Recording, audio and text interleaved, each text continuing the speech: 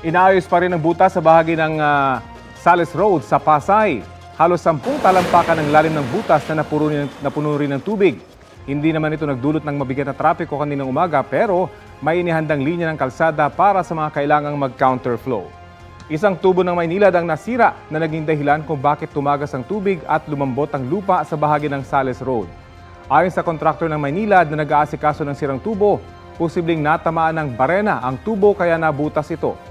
Sabi naman ng South Manila District Engineering Office, sila na ang magtatambak sa butas para matakpan na. Mamadalin daw nila ito para bago magtanghali ay madaanan na ulit ng mga motorista. Posible raw na matagal na ang sira sa tubo. Hindi naman daw nito naapektuhan ang poste ng Skyway na ilang metro ang layo sa lumalambot na lupa na nagdulot ng butas. Kapuso, alamin ang maiinit na balita. Bisitahin at mag-subscribe sa GMA Integrated News sa YouTube. Sa mga kapuso abroad, samahan nyo kami sa GMA Pinoy TV at sa www.gmanews.tv.